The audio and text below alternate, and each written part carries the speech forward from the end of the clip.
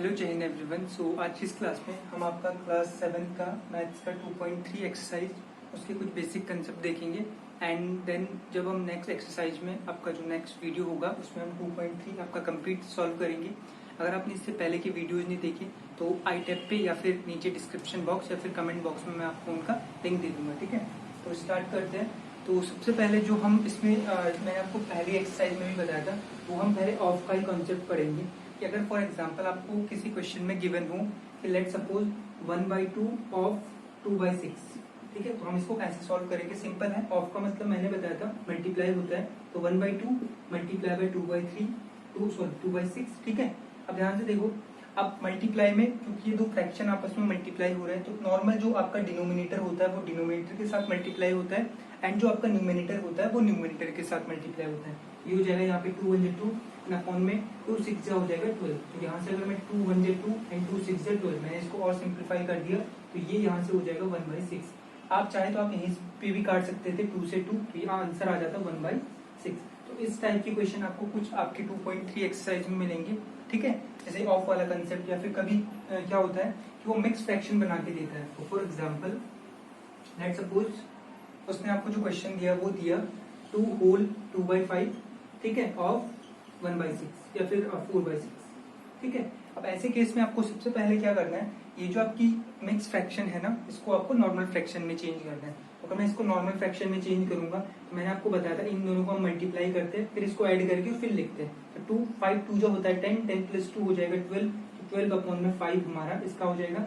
Of का मतलब होता है मल्टीप्लाई एंड 4/6 ये हमारा यहाँ पे हो जाएगा। अब मैं यहाँ देखो डायरेक्ट काट रहा हूँ, मैं 6 से काट रहा हूँ 12 को 2 टाइम्स। ठीक है, फिर 6 2 जो होता है 12, अब मैं डायरेक्ट मल्टीप्लाई कर रहा हूँ 4 2 जो हो जाएगा हमारा 8 अपॉन में 5 हो जाएगा 5। तो 8/5 हमारा इसका राइट आंसर हो जाएगा। ठीक है, ठीक है। अगर आपको इसको फिर से मिक्स फ्रैक्शन में चेंज करना है तो ध्यान से देखो कैसे करेंगे। हम 8 को डिवाइड करेंगे 5 से, 5 पंजे कितना होता है 5, रिमाइंडर कितना बचा 3। तो आपको क्या करना है, सबसे पहले जो क्वोशिएंट है उसको लिखना है 1, फिर रिमाइंडर ऊपर 3/5। तो ये हमारी इसकी क्या हो गई, मिक्स फ्रैक्शन हो गई, किसकी 8/5 की मिक्स फ्रैक्शन। ठीक है, तो कुछ इस टाइप की क्वेश्चन आपको जो नेक्स्ट आने वाली एक्सरसाइज है उसमें मिलेंगी। और एक आध क्वेश्चन में और बता देता हूँ आपको किस किस टाइप से हमें क्वेश्चन मिलेंगे। ठीक है, ये तो समझ में आ गया ना पहला ऑफ वाला। ठीक है, दूसरा जो आपके पास क्वेश्चन आ सकता है या फिर आ रहा है, ठीक है, वो आएगा आपके मल्टीप्लाई टू फ्रैक्शन। ठीक है, दूसरा जो कंसेप्ट आएगा आपके पास मल्टीप्लाई टू फ्रैक्शंस।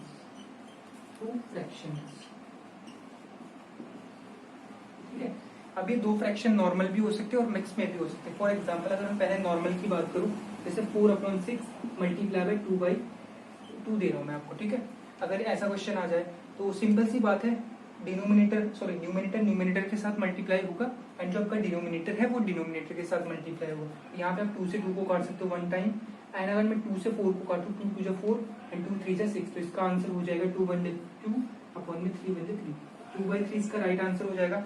अगर आपको ऐसा नहीं जाना आप डायरेक्ट भी कर लो, 4 2 कितना होता है 8 अपॉन में 6 2 कितना होता है 12। अभी भी अगर आप इसको 4 से काटोगे तो 4 2 हो जाएगा 8 एंड 4 3 हो जाएगा 12, फिर इसका कितना आएगा 2/3 आंसर आएगा।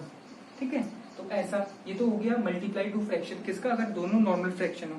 क्या हो अगर दोनों के दोनों हमारे मिक्स फ्रैक्शन हो। लेट सपोज आपके पास जो क्वेश्चन है वो है 2 whole 4/6 and multiply by 3 whole 5/8। अगर ऐसा क्वेश्चन हो तो आप कैसे करोगे, सबसे पहले इसको एक नॉर्मल फॉर्म में कन्वर्ट करो। तो कैसे करेंगे, 6 2 12 प्लस में 4 यानी कि हो जाएगा 16 अपॉन में 6 मल्टीप्लाई बाय 8 3 24 प्लस में 5 हो जाएगा 29 अपॉन में 8। ठीक है, अच्छा यहाँ पे 8 से आप 16 काट लो 2 टाइम्स। ठीक है, तो ये कितना हो जाएगा, और इस 2 से काट लो 6 3 टाइम्स। ठीक है, तो हो जाएगा 29 ऊपर एज इट इज रहेगा और नीचे हमारा आ जाएगा 3। ठीक है, तो ये हमारा इसका राइट आंसर हो जाएगा। ठीक है, तो मैंने आपको बता दिया मल्टीप्लाई हम दो फ्रैक्शंस का कैसे करते हैं। ठीक है, इस टाइप से हो जाएगा। अच्छा, अगर कभी क्या हो, एक आध कंसेप्ट और है इसमें, मतलब जिस टाइप की क्वेश्चन आपकी एक्सरसाइज 2.3 में मैंने देखे उसमें एक आध और थे, जस्ट गिव मी सेकंड।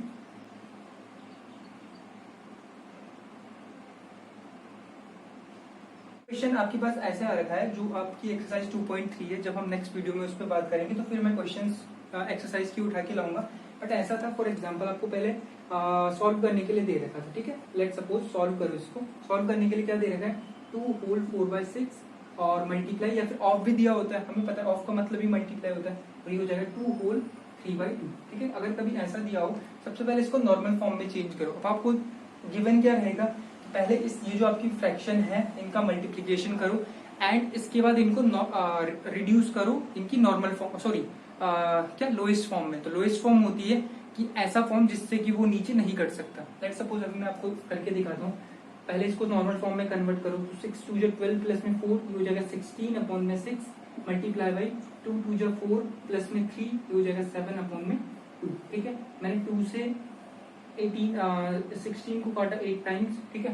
तो ये हो जाएगा हमारा 8 मल्टीप्लाई बाई 7/6। अब मैं 2 से फिर काट रहा हूँ, 2 3 जा हो जाएगा 6 एंड 2 4 जा हो जाएगा 8, ये हो जाएगा 7 4 जा हो जाएगा 28/3।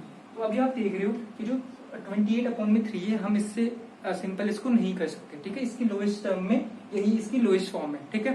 फॉर एग्जांपल अगर कहीं पे आपको आंसर ऐसा मिले 14/16, तो क्या हम अभी इसको और सिंपल कर सकते हैं? आप बोलोगे यस भैया कर सकते हैं। कैसे? 2 से काट के 2 7 जा एंड 2 8 जा। तो ये वाली इसकी नॉर्मल फॉर्म नहीं थी, ये जो इसकी normal form sorry lowest form आएगी वो ये आएगी 7/8। ऐसा करके हमें उनकी लोएस्ट फॉर्म में भी उन्हें लाना होता है, ठीक है। अच्छा, ये तो थे कुछ इस टाइप के क्वेश्चन। और किस किस टाइप से क्वेश्चन बन सकते हैं? हाँ, एक और आपका और क्वेश्चन था, मैंने जो देखा आपकी एक्सरसाइज में, वो था कि आपको क्या करना था, 2 फ्रैक्शन दे रखी थी ऑफ की फॉर्म में, और फिर आपको बताना था कि कौन सी फ्रैक्शन बड़ी है, ठीक है। सबसे पहले अगर मैं 2 बेसिक आपके पास फ्रैक्शन लिखूं, लेट सपोज 2/7 एंड 8/5 लिखूं। अगर मैं आपको बोलता हूँ कि बताओ इनमें से बड़ी फ्रैक्शन कौन सी है, ठीक है, तो आप क्या बोलोगे? आपका आंसर क्या होना चाहिए? तो आप बोलोगे सिंपल सी बात है, ये वाली बड़ी होगी। कैसे पता लगाया?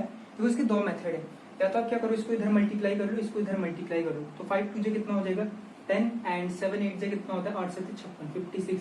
अब जो बड़ा नंबर है उसी के मतलब जस्ट सामने वाली जो हमारी फ्रैक्शन है वो बड़ी हो जाएगी। या फिर आप क्या करो, दोनों का एलसीएम लो, ठीक है। दोनों का एलसीएम कितना आएगा? अगर मैं 7 और 5 का एलसीएम लेता हूँ तो वो आता है 35, ठीक है। कितना आता है? 35। अब 7 को 35 बनाने के लिए हम क्या करेंगे? 5 से मल्टीप्लाई करेंगे। अगर इस फ्रैक्शन के डिनोमिनेटर को आपने 5 से मल्टीप्लाई किया तो इसके न्यूमिनेटर को भी 5 से मल्टीप्लाई करना होगा। 5 से यहाँ क्या सेम काम, यहाँ 5 को 35 बनाने के लिए क्या करेंगे? 7 के साथ मल्टीप्लाई। जब इसको किया तो इसके ऊपर वाले को भी हमें 7 के साथ मल्टीप्लाई करना होगा। अब ध्यान से देखो, 35 यहाँ भी बन गया, 35 यहाँ भी बन गया। ऊपर देखो ये 10 है, ये 56 है, तो इसका डिनोमिनेटर बड़ा है इस वाले का, यानी कि ये वाली हमारी ग्रेटेस्ट वो हो जाएगी, क्या बिग फ्रैक्शन हो जाएगी एज कम्पेयर टू दिस, ठीक है। इसलिए हम यहाँ पे कौन सा साइन यूज करेंगे? जिसकी जो बड़ा फ्रैक्शन होता है उसकी तरफ मुंह खुला करते हैं, तो ये हमने इसकी तरफ मुंह खुला कर दिया, ठीक है। ऐसे क्वेश्चन आएंगे। बट जो आपके पास मैंने क्वेश्चन देखा था वो कुछ ऐसा था, फॉर एग्जाम्पल आपको समझ में आ रहा है ना? ठीक है, अगर कोई दिक्कत हो तो आप बता देना, ठीक है। आपके पास जो क्वेश्चन था वो ये था 1/2 एंड ऑफ 3/2, और मतलब इसमें और किसमें करना था कंपैरिजन? 2/3 ऑफ 4/5। अब इन दोनों में कंपैरिजन देखना था। तो सबसे पहले और इधर और उधर साइड वालों को सबसे पहले हम सॉल्व करते हैं अलग अलग, बिकॉज कंपैरिजन इन्हीं दोनों में करना है। तो अगर मैं इसको सॉल्व करता हूँ तो ये हो जाएगा 1/2 ऑफ का मतलब मल्टीप्लाई 3/2। अभी मैंने बताया था फ्रैक्शन का मल्टीप्लाई डायरेक्ट होता है, 3 1 जा 3 एंड अपॉन में 2 2 जा 4, ये हो गया। एंड दूसरी तरफ क्या आता है हमारे पास? दूसरी तरफ हमारे पास आएगा 2/3 ऑफ का मतलब मल्टीप्लाई 4/5। तो 4 2 हो जाएगा हमारे पास 8 और 5 3 हो जाएगा हमारे पास 50। अभी 2 फ्रैक्शन है, 3/4 और 8/50।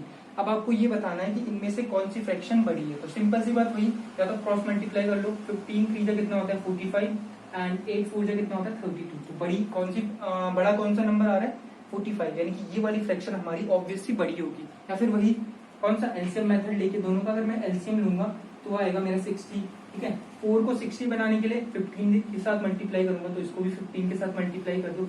और 15 को 60 बनाने के लिए मैं क्या करूंगा? 4 के साथ मल्टीप्लाई करूंगा, इसको भी 4 के साथ। अभी इनके डिनोमिनेटर बन गए बराबर, तो जिसका न्यूमिनेटर जितना बड़ा वो फ्रैक्शन उतनी बड़ी, ठीक है।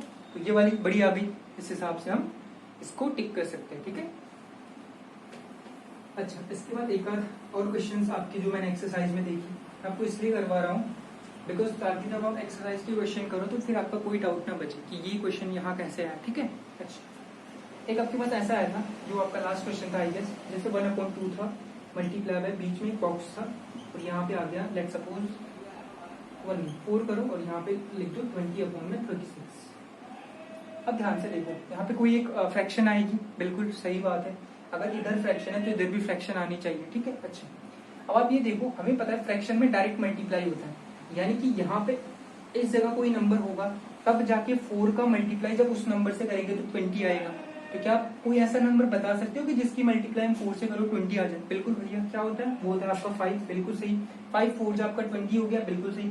ऐसे ही ऐसा कोई नंबर जिसकी मल्टीप्लाई 2 के साथ करने पे 36 आए, तो भैया ये होता है 18। यानी कि जो बॉक्स था, इस बॉक्स की जगह क्या आएगा, 5/18 आएगा। ये सुन लो।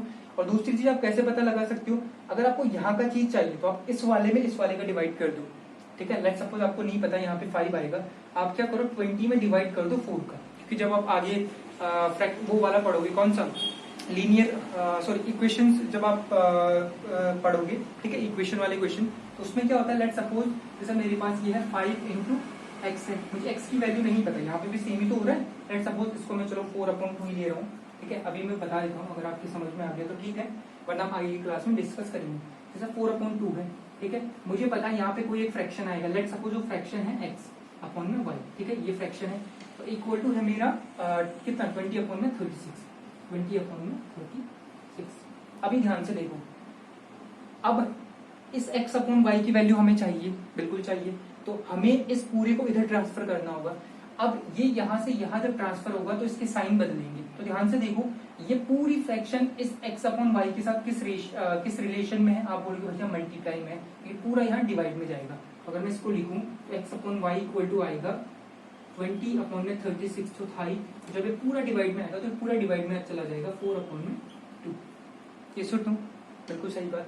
अब आप कैसे करोगे, सिंपल है, x अपॉन में y बराबर, आपको मैंने बता रखा है जब भी 4 नंबर हमारे पास एक साथ आते हैं, 1 2 3 4, हम क्या करते हैं साइड वालों को एक साथ मल्टीप्लाई करके ऊपर, और जो बीच वाले नंबर होते हैं उनको मल्टीप्लाई करके नीचे।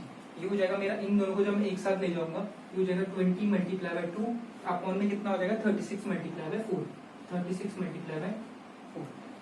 ये सुन लो, ठीक। अभी ध्यान से देखो, यहाँ काटेंगे कैसे, मैंने क्या किया 4 से काट दिया 20 को 5 टाइम्स और 2 से काट दिया 36 को 18 टाइम्स, तो यहाँ पे हमारी x अपॉन y की वैल्यू कितनी आई 5/18। मैंने भी आपको क्या वैल्यू लिखवाई थी 5/18, ठीक है। तो ये थोड़ा सा लॉन्ग प्रोसेस है, बट जो आगे की क्वेश्चन हम करेंगे, मतलब इस चैप्टर के नहीं, जब हम उसी चैप्टर पे जाएंगे, इक्वेशन वाला आई थिंक कुछ करके चैप्टर है, उसमें हम इसी का यूज करेंगे, बट यहाँ पे बताने के लिए नॉर्मल, ठीक है। अच्छा, एक और क्वेश्चन देता हूँ इसी के बेस पे, एक बार करके देखना उसे।